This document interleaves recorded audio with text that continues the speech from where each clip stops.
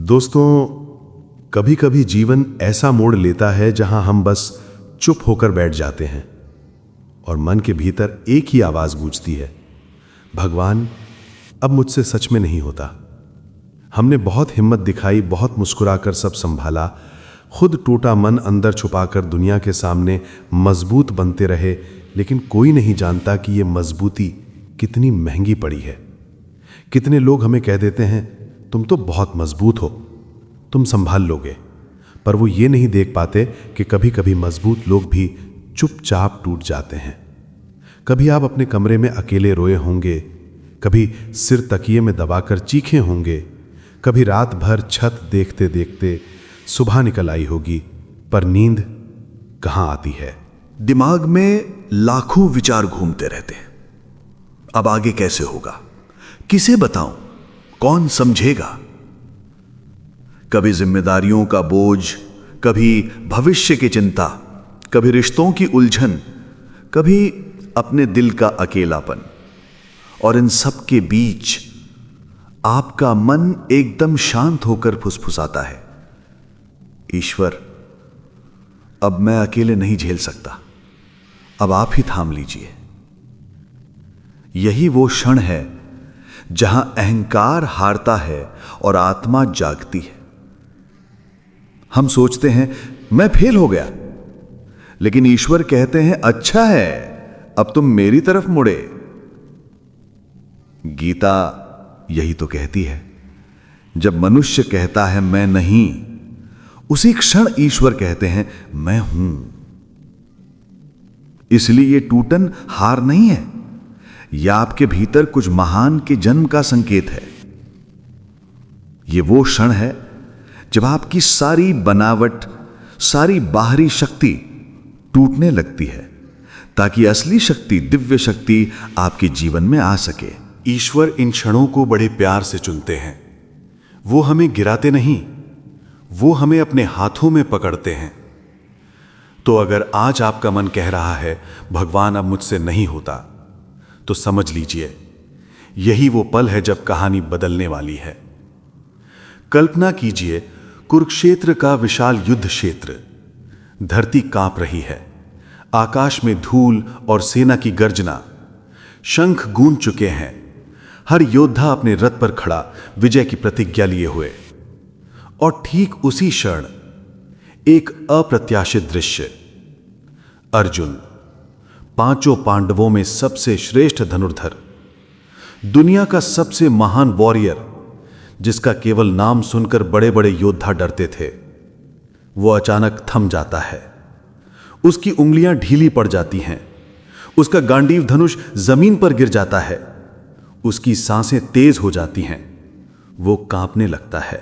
और जैसे भीतर से टूटा हुआ कोई बच्चा वो कृष्ण की ओर देखकर कहता है, मेरे हाथ पैर जवाब दे रहे हैं, मुंह सूख रहा है, शरीर कांप रहा है, मन भ्रम में डूब गया है, कृष्ण मैं ये युद्ध नहीं कर सकता। यही तो है God, I can't do this anymore. और कृष्ण मुस्कुरा रहे हैं। क्यों? क्योंकि अर्जुन की टूटन में अहंकार पिघल रहा था, सच्चा समर्पण जन्म ले रहा था। परमहंस योगानंद कहते हैं, Arjuna is the soul lost between duty and despair, the battle is not outside but within. Kaurava कोई बाहरी शत्रु नहीं, वे हमारे अंदर के अवगुण हैं। भय, भ्रम, आसक्ति, दुख, अधीरता, जब ये हम पर हावी होते हैं, तब महान से महान योद्धा भी थक कर बैठ जाता है। और आप सोचिए, अगर अर्जुन जैसा युद्धवीर टूट सकता है, तो आपका टूट जाना कैसे कमजोरी हुआ? यही तो मानवता की सच्चाई है। हर महान आत्मा इस मोड़ से गुजरती है। शायद आज आप भी अपने जीवन के कुरुक्षेत्र में खड़े हैं। आप कहीं ना कहीं कह रहे हैं, मुझसे नहीं होता, अब तो बस हो गया। लेकिन अर्जुन के जीवन में यही क्षण बदलाव का स्रोत बना। अर्जुन का धनुष गिरना उसकी हार की शुरुआत नहीं, उसकी आध्यात्मिक विजय की शुरुआत थी। क्योंकि जब मनुष्य अपनी शक्ति छोड़ देता है, तभी वो दिव्य शक्ति प्राप्त करता है। कृष्ण अर्जुन को रोकते नहीं, उन्हें छिपाते नहीं बल्कि समझाते हैं, अर्जुन, ये युद्ध तुम्हारा नहीं, तुम्हारे माध्यम से मेरा है। और ये वाक्य आज ईश्वर आपसे भी कह रहे हैं। अब अकेले मत लड़ो, मुझे अपने रथ का सारथी बनने दो। अर्जुन का टूटना उसकी महानता का अंत नहीं था, वो उस क्षण था जब अर्जुन से योद्धा नहीं एक साधक जन्मा। और दोस्तों, जहां साधक जन्म लेता है वहीं कृष्ण प्रकट होते हैं। कृष्ण ने उस पल में अर्जुन को डांटा नहीं, आरोप नहीं लगाया, ये नहीं कहा कि तुम कमजोर हो या तुम्हें शर्म आनी चाहिए। कृष्ण जानते थे अर्जुन की थकान उसकी नासमझी नहीं, वो उसकी संवेदनशीलता है। वो संकेत है कि आत्मा अब अकेले लड़ना नहीं चाहती। तो कृष्ण ने क्या किया? वो रथ पर बैठे भगवान अपने सारे वैभव, अपनी सारी महिमा भूलकर एक सारथी बन गए। कृष्ण ने कहा, अर्जुन, लगाम मुझे सौंप दो, तुम्हें बस मेरे आदेश पर चलना है। और फिर अंत में वो अमर वाक्य, वो दिव्य आश्वासन, सर्वधर्मान परित्यज्य मामेकम शरणम व्रज, अहम त्वाम सर्व पापेभ्यो मोक्षयिष्यामि मा शुचा, जिसका सार यही है कि सब चिंताएं मुझे सौंप दो, सब जिम्मेदारियां मुझे दे दो, मैं मुक्त कर दूंगा, डर मत।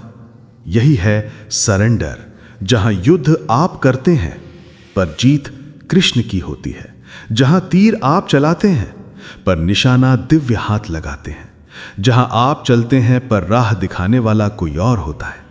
परमहंस योगानंद इस रहस्य को एक वाक्य में समझाते हैं, step aside and let God work through you. यानी अपना बोझ मत उठाओ, अपनी चिंता मत ढो। तुम्हारे भीतर जो शक्ति काम करती है वो तुम्हारी नहीं, वो भगवान की है। अब प्रश्न उठता है, सरेंडर होता कैसे है? क्या बस कह देने से, भगवान ये समस्या आपकी है? नहीं, सरेंडर होता है 3 स्तरों पर। पहला, शब्दों से, वोकल सरेंडर। जब आप कहें, हे कृष्ण, ये समस्या अब आपकी, आप मार्ग दिखाएं। यह पहला कदम है मन को दिशा देने वाला संकल्प। दूसरा, विचारों से, मेंटल सरेंडर। यह कठिन है क्योंकि मन बार बार कहता है, अगर यह बिगड़ गया तो, अगर मैं असफल हुआ तो। और यहीं कृष्ण कहते हैं, मन को बार बार मेरी ओर वापस लाओ। बार बार, बार बार प्रैक्टिस। हर बार चिंता उठे, बस धीमे से कहें, कृष्ण, ये मेरी चिंता नहीं, आपकी है। तीसरा, ऊर्जा से, एनर्जेटिक सरेंडर। डर सांस के साथ आता है, डर सांस के साथ ही जाता है। योगानंद कहते थे, breath is the cord that ties the soul to the body. जब हम गहरी शांत सांस लेते हैं, हम भगवान की उपस्थिति को भीतर खींचते हैं। जब हम श्वास छोड़ते हैं, हम भय और बेचैनी को बाहर फेंकते हैं। प्रत्येक श्वास से आप सरेंडर करते हैं। हर सांस कहती है, आई ट्रस्ट। लेकिन सच बोलें, हम मनुष्य हैं। हम आज सरेंडर करते हैं, कल फिर वरी शुरू, फिर सरेंडर, फिर वरी, और ऐसा चलता रहता है। और कृष्ण वो हंसते हैं, वो कहते हैं, यही साधना है, हर बार मुझे ही देना। जहां गिलो वहीं से उठो, बस खुद मत संभालो, मुझे संभालने दो। क्योंकि सरेंडर का अर्थ हारना नहीं, सरेंडर का अर्थ है सही हाथों में जीत सौंपना। अर्जुन की विजय तब शुरू हुई जब उसने कहा, कृष्ण, अब आप बताइए क्या करना है। वो क्षण जब मैं चुप हो गया और वह बोलने लगा, वही सरेंडर है।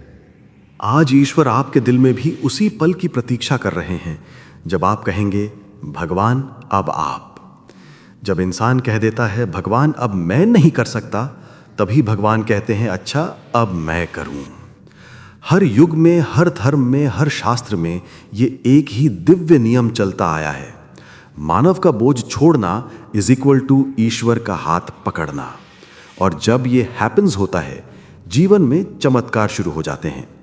महाभारत में द्रौपदी ने सबकी निष्ठा पर भरोसा किया था, अपने पतियों पर, अपने गुरुओं पर, अपने परिवार पर जब अपमान का समय आया, सब आंखें झुकाकर खड़े रहे, कोई नहीं आया बचाने।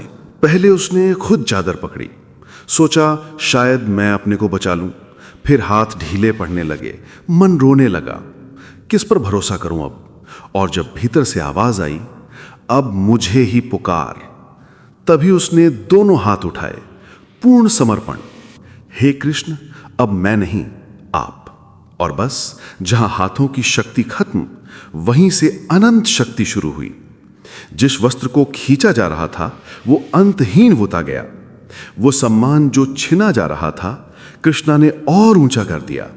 दुनिया ने देखा, जहां इंसान छोड़ देते हैं वहीं भगवान पकड़ लेते हैं। ये कहानी केवल इतिहास नहीं, हमारी आत्मा का सत्य है। जब तक हम मैं करूं, वो प्रतीक्षा करता है, पर जैसे ही मैं हटे, वो प्रकट हो जाता है।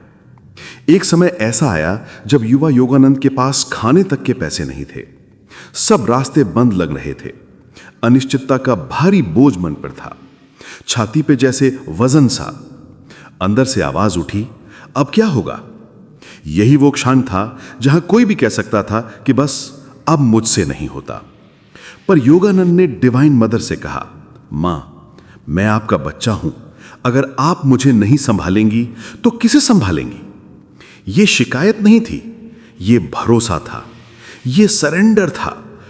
और वो चमत्कार उसी दिन, उसी शाम दरवाजे पर कोई आया और आवश्यक धन रख गया, बिना बताए, बिना मांगे। बस मां ने सुना और मां ने भेज दिया। योगानंद कहते थे कि faith is the soul's perception of God's invisible support. यानी विश्वास वही है जो ना दिखे फिर भी आश्वासन दे। और यही सरेंडर का फल है। जहां मार्ग नहीं होता वहीं मार्ग बनता है। जहां समाधान नहीं होता वहीं समाधान उतर आता है। सत्य यही है, जब तक हम कंट्रोल पकड़े रहते हैं, ईश्वर हमारे जीवन में जगह कैसे बनाए? जब हम ही सारथी बने बैठे हैं, कृष्ण रथ कैसे चलाएं? जब हम ही गिरकर बोझ उठाते हैं, ईश्वर उस बोझ को कैसे छुएं? सच्चा चमत्कार तब शुरू होता है जब ईगो बोलना बंद कर देता है और आत्मा पुकार उठती है, अब आप कीजिए। और उस पुकार के उत्तर में न जाने कितनी द्रौपदियां बचती हैं, न जाने कितने योगानंद संभलते हैं, न जाने कितने टूटे दिल फिर मुस्कुराते हैं, क्योंकि surrender is equal to miracle magnet. जो भगवान को रोक रहा है वो कभी समस्या नहीं थी, वो केवल हम थे, हमारी पकड़, हमारा डर, हमारा मैं। जैसे ही मैं ढीला पड़ा, वो तुरंत संभाल लेते हैं। आज भी ईश्वर आपके जीवन में वैसा ही चमत्कार करने को तैयार है। बस दिल के अंदर से ये शब्द निकले, भगवान, अब मैं नहीं, आप। दोस्तों, सच्चा सवाल ये नहीं कि सरेंडर कैसे किया जाए। सच्चा सवाल ये है, सरेंडर को पकड़कर कैसे रखा जाए। क्योंकि हम सब करते क्या हैं? प्रार्थना में कहते हैं, भगवान, ये समस्या आपकी, और 5 मिनट बाद वही समस्या फिर कंधे पर उठा लेते हैं। मन बार बार लौट आता है चिंता पर, और कृष्णा उतनी ही शांति से फिर कहते हैं, अच्छा, फिर से मुझे दे दो। ये प्रैक्टिस है, हर बार चिंताओं से हटकर ईश्वर पर टिकना। अर्जुन ने भी सरेंडर किया, पर वो युद्ध से भागा नहीं। उसने अपने कर्म किए पर डूअरशिप छोड़ दी। यही है लिविंग इन सरेंडर। आइए समझें इस अवस्था तक कैसे पहुंचा जाए। पहला उपाय, जब भी मन डरे, मेडिटेशन में बैठ जाए। ध्यान कोई लग्जरी नहीं, ये सर्वाइवल है। जैसे ही एंजाइटी उठे, एक गहरी सांस लें और कृष्णा के नाम के साथ धीरे धीरे छोड़ें। योगानंदा कहते थे, breath is the link to the divine. मतलब आप हर सांस में भगवान को भीतर आने दे सकते हैं और डर को बाहर भेज सकते हैं। ध्यान से हम लड़ाई नहीं लड़ते, हम कृष्णा को रथ का कंट्रोल सौंपते हैं। दूसरा, समस्या को दोबारा मत पकड़ें। मन करेगा, बार बार पकड़ने की कोशिश करेगा, सोचेगा अगर मैंने ना सोचा तो हल कैसे निकलेगा। पर हल चिंता से नहीं, चेतना से निकलता है। और चेतना वही शांत होती है जब बोझ उतार दिया जाए। तो अगर चिंता दोबारा उठे, खुद पर गुस्सा मत करें, बस कृष्णा से कहें, सॉरी, भूल गया, ये फिर आपकी। 100 बार करना पड़े तो भी कीजिए। हर सरेंडर पिछले सरेंडर को मजबूत करता है। तीसरा उपाय, अपने विचारों से दूरी सीखें। विचार आते जाते रहेंगे, पर आप विचार नहीं हैं, आप वो अर्जुना हैं जो रथ में बैठा है। विचार घोड़े हैं, उन्हें कृष्ण के हाथ में सौंप दीजिए। अगर मन कहे सब खत्म हो गया तो चुपचाप देखें, ये एक विचार है, मैं इसे देख रहा हूं, तो मैं ये नहीं हूं। यही विटनेस माइंड कृष्णा माइंड बनता है। सच्ची सरेंडर का फल क्या है? समस्या तुरंत नहीं बदलती, पर भीतर कुछ बदल जाता है। एक नई ताकत जन्म लेती है, एक अजीब सी शांति, जैसे कोई अदृश्य हाथ कंधे को सहला रहा हो। योगानंदा कहते थे, failure is the season two so success. मतलब यही समय है बीज बोने का, यही समय है भगवान को अपनी कहानी लिखने देने का। आज का डर कल का बल बनेगा, आज का अंधेरा कल के प्रकाश की पटकथा है। और हाँ, कृष्ण अभी भी मुस्कुरा रहे हैं और कह रहे हैं, बस तुम सीट पर बैठो, रथ मैं चलाऊंगा, डरो मत, तुम अकेले नहीं हो।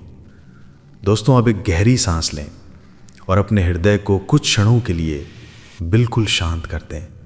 मन में नहीं, दिल में कहिए कि मैं थक गया हूं, पर मैं टूटा नहीं हूं। भगवान, अब आप संभालिए।